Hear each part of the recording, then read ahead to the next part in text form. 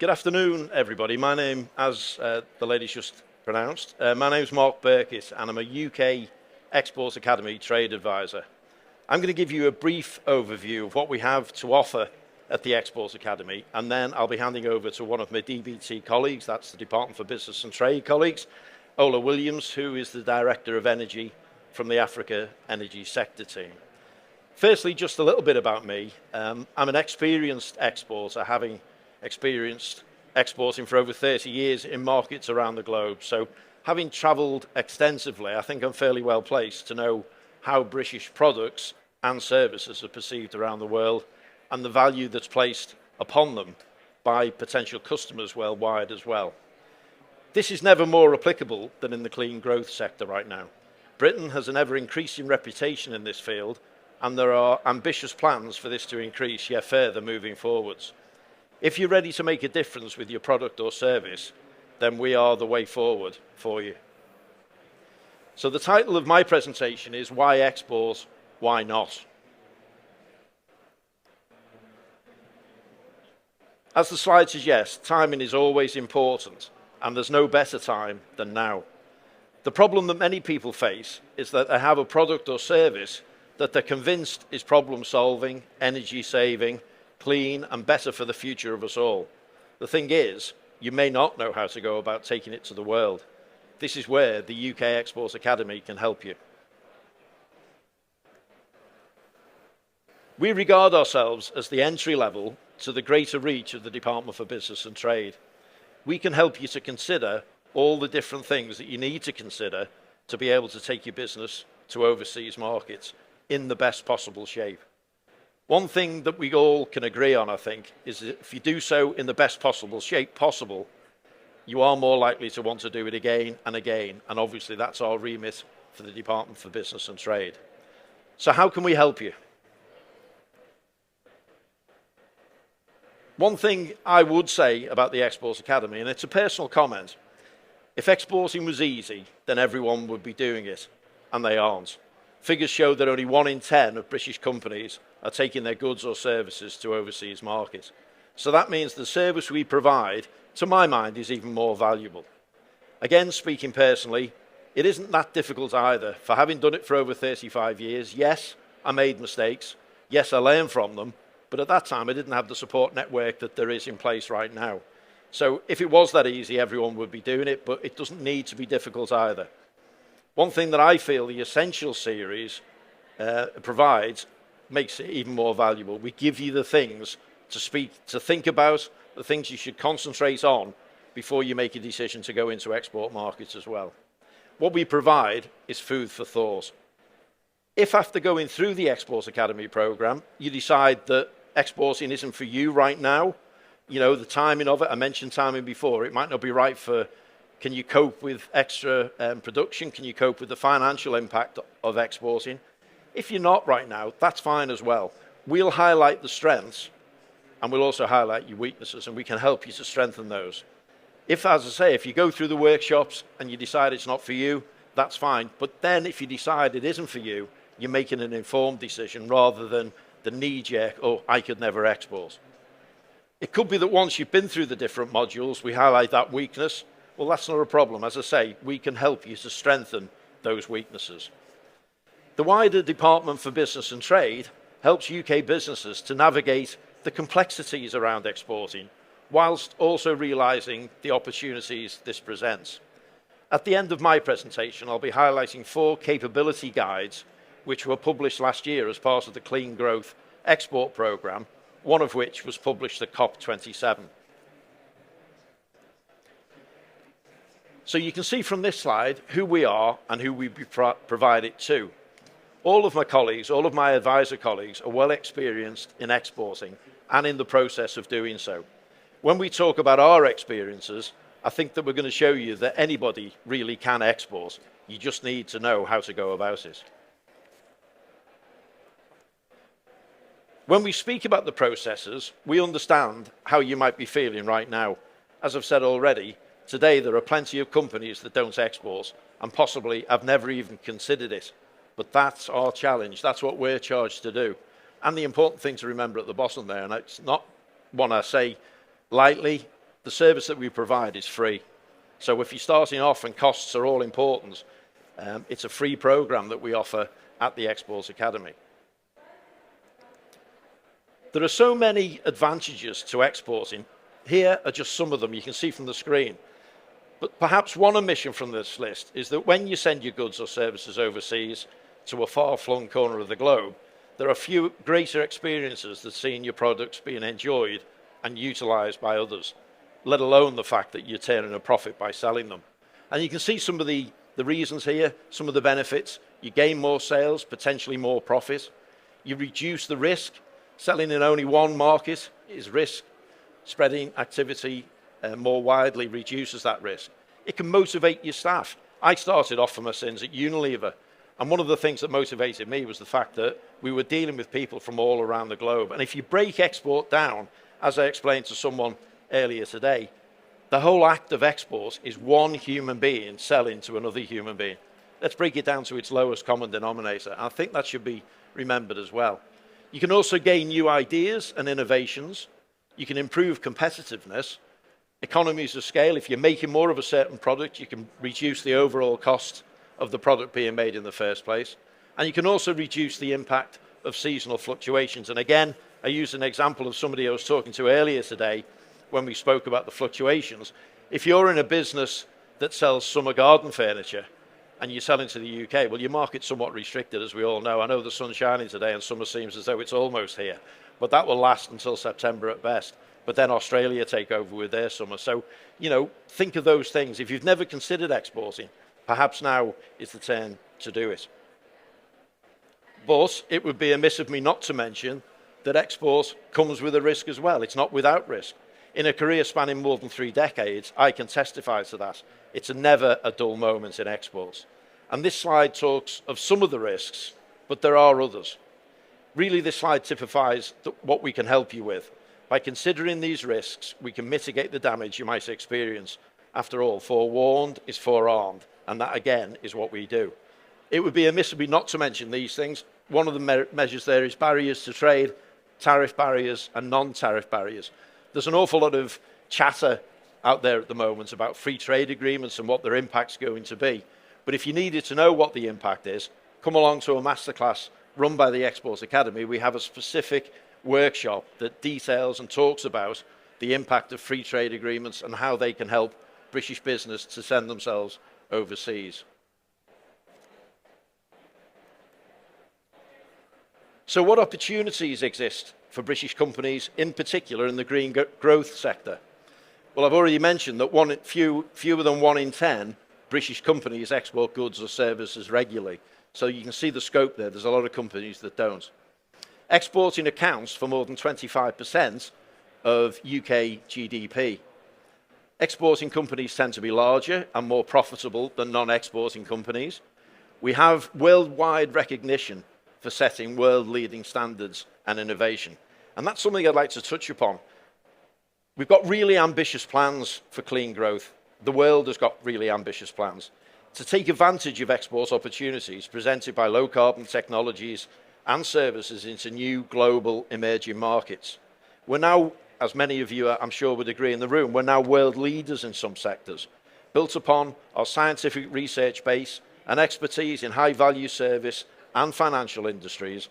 We must also recognise that we have a regulatory framework that provides long-term direction and support for innovation and excellence in the design and manufacturing of leading-edge technology. Don't undersell ourselves as a nation. Just in case any of you are in danger of falling asleep, I'd just like a quick show of hands here, if I may. Who has exported their products or services in the room? 2 people. Okay, so that gives us plenty of scope. Heather, capture their names. Who has targeted an overseas market and won business there? 2 people again. And who has a documented export plan? So there's room for improvement there, guys. Okay, I'll give you my details later. So from that, you can see that the majority of the people in the room, the vast majority, have no experience of exporting, have never done it, and never even perhaps considered it. Because I spoke with this chap at the front, we spoke earlier on, and for very many reasons, you're now you're now looking at exporting. And I have to say that one of the things that you brought up in our conversation struck a chord with me, because I was exactly the same. As a young boy up in Liverpool, looking at the map, I used to look at all these places around the world, and lo and behold, as a consequence of the work that I had, I managed to get to many of them. Still more on the bucket list, but we're still working on that. So we talk about export plans. We asked how many of you have a structure to your export plan. These are the things that we cover in the Exports Academy. Along the bottom are the things, some of the things that we cover. Along the top in the thought bubbles are things that you might not have thought or considered. I mentioned before about human interaction, export being one business, one person selling to another person. Cultural differences come into play there, because when I've dealt around the world, in the Far East, it's different from doing business in the Far East as it is in the Middle East. And working with America is totally different again. And people think, well, Americans, we share the same language.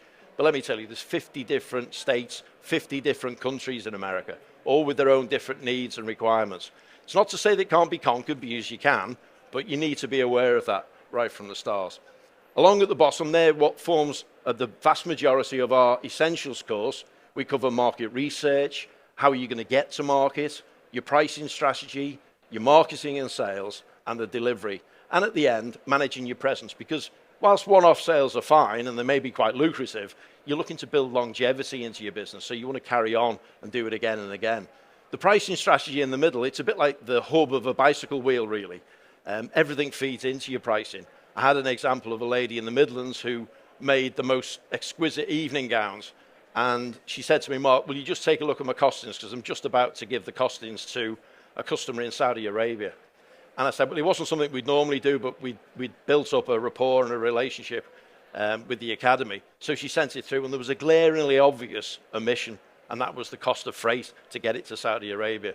Now, I knew, and I know, the cost of sending container ships to Jeddah or to Riyadh, and she was going to catch a cold if she hadn't. It was just by luck that she put it to me, but she hadn't factored in freight costs. And they're the kind of things, the expression "you're standing too close to the picture" applies, because you get carried away with the fact that there was someone in Saudi who wanted to buy a product. She was all excited, and she was just about to catch a cold. So hopefully, well, I know we managed to resolve that, and she got the business, and she's now selling around the world.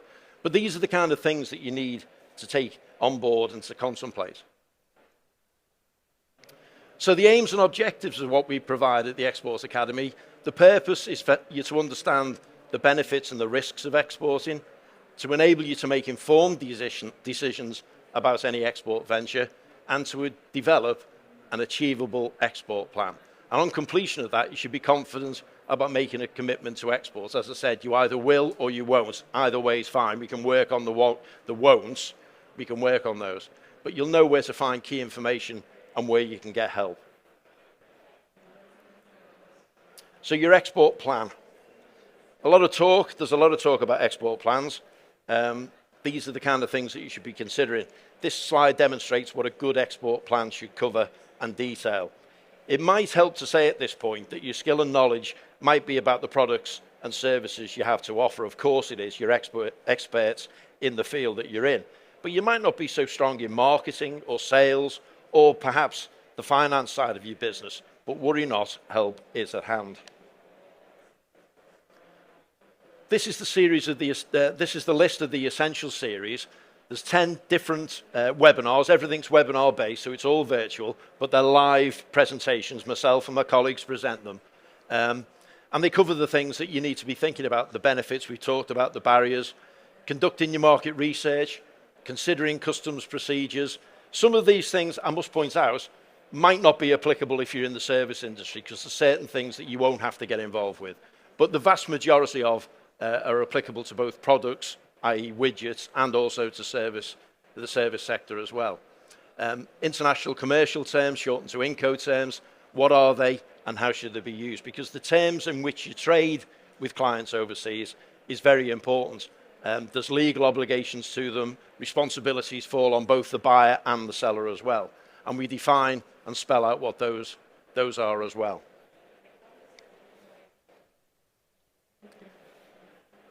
This particular slide shows more than 1/3 of respondents worldwide had knowingly paid a premium for a British-made product. You can see people there are valued what they're buying from the UK. I think we as Brits tend to undersell ourselves on the world stage. Other nations don't struggle so much to believe that they are the best. Now, I'm not saying that we should all of a sudden become arrogant and different people, because it isn't an attractive trait, even in business, let alone life.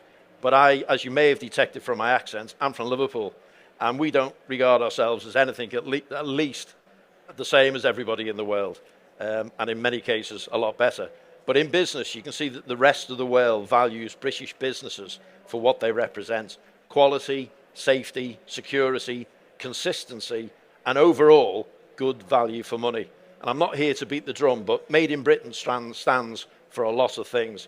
Don't undervalue that around the globe. People will pay a premium for, if it says manufactured in the United Kingdom, there's a premium to pay. And I can see my colleague Ola agreeing with that as well.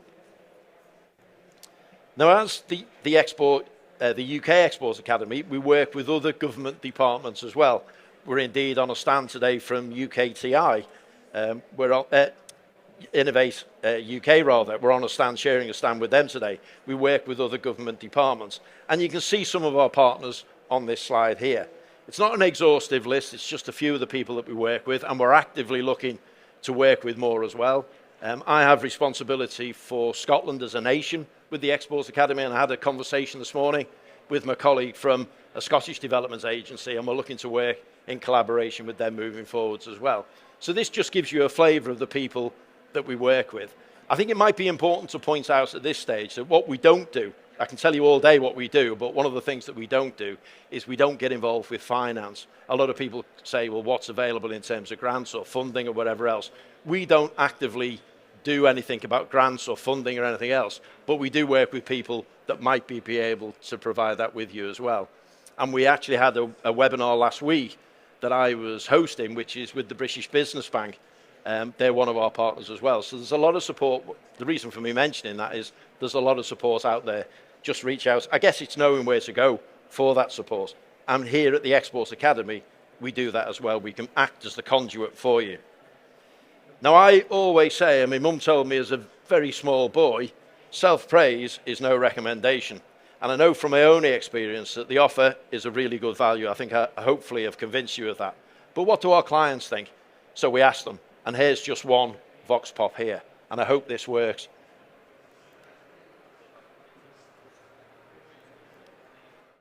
I started exporting on a small scale a little while ago when I found some shops abroad were interested in a product, and then I sort of came unstuck a bit with exporting things to Europe, things being sent back, and so then I found the Export Academy. I've done their intensive 2 half-day sessions, and I suppose what that really did for me is introduce me to all the terms, and there's lots of terms. It's one of those classic cases of you don't know what you don't know, and until you know it, you have to hear all this stuff before you work out what you need to know and how it's going to work for you. So it's been really useful in kind of debugging, demystifying the export process, and helping me put in place all the things that I need in order to be able to export successfully. My philosophy with things like this is push every door. If you're offered a free course on exporting, and if exporting is something you want to do, do it, because it gives you all the information you want, and I think almost most importantly it gives you access to people who you can ask individual questions of, or you can say I'm stuck on this, or how does this actually work, and it opens more doors. If you're going to increase your sales by getting another market, a new market, what's not to like? I'm kind of sort of surprised at how much free stuff is out there. The chap I've had multiple Zoom calls with has put me in touch with a specialist in fast-moving consumer goods who's got me actual contacts in North America and France, and these are like gold dust. This is really useful stuff. It's like a sort of hand to hold, because especially if you're a one-man business like I am, or one-woman business, it's just you need to try and find the answers. So if you can find someone else who will give you the advice for free, take it. There we are. Rule number 1 in exports, and Heather, my colleague there at the back, has heard this before, but rule number 1 in exports, don't panic. So when your screen goes black like that, you just don't panic, okay? Don't get flustered. You notice I was calm, probably the calmest in the room. The most frustrated guy was the guy at the back. Anyway, a bit embarrassing when John is there as a Vox Pop. John, when he refers to the person he spoke to, it was actually me, and John and I had a few, I would correct him, but it was Teams, not Zoom calls, but we had several calls where we discussed John's product. It was fantastic, and he's a great guy, and he knew everything about his product. The one thing he didn't know was how to take it to the world. So what we did, we showed him. He came through the academy, he went to the intensive series, he really put the time in. Because whilst they say it's free, the Exports Academy, the only investment you have to make is time, and I know that's precious. But if you put the time in, you get the reward out. John went along, he's now into America, as he said, and I met John in Birmingham about 5 weeks ago, and he came running up to me. It was a bit embarrassing, really, but he came running up to me to tell me that he was now in Australia as well. And it's just his business has just gone. He started off literally from his garden shed, and he's now just taking delivery of premises in central England, in Birmingham.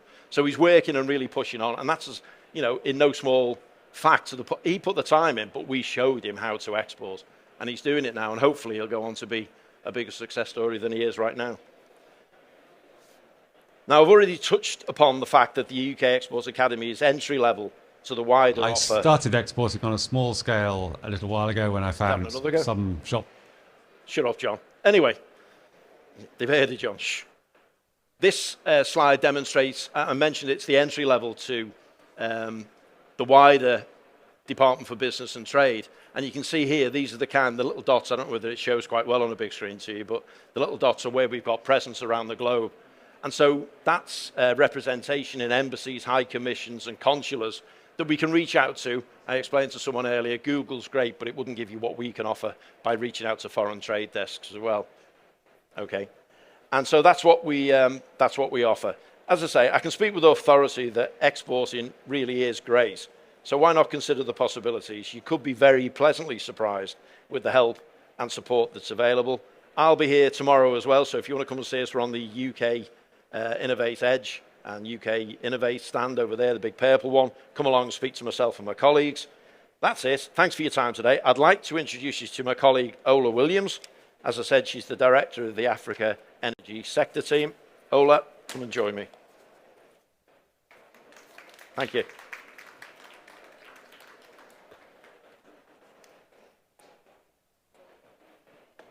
Thank you.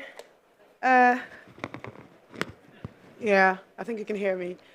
So I'm just going to briefly tell you about Africa. So my name is Ola Williams. I'm the Director of Energy for Africa, and I'm in charge of exports and investments into Africa for the energy sector. I only have, I think, about 4 minutes just to pitch Africa to you. So basically, our current project pipeline is over $20 billion. So that should show you just enormous how big, you know, our opportunities are. He's mentioned a lot to you about exporting and how you can export. How does that work? So if you go to him, then they come to us. If you're coming into Africa to the clean energy space, you will be working with myself and my team. And how do we help you? We understand what your objectives are. We speak to you about, you know, what do you want to do? What are your markets of interest? In Africa, our markets are segmented from priority markets to strategic markets, then opportunity and emerging markets. So every of these markets, we have the embassies where, you know, we work with all the FCDO colleagues and everything. Now, to just quickly shed light on the major opportunities in Africa, we have opportunities from end-to-end power generation, transmission and distribution.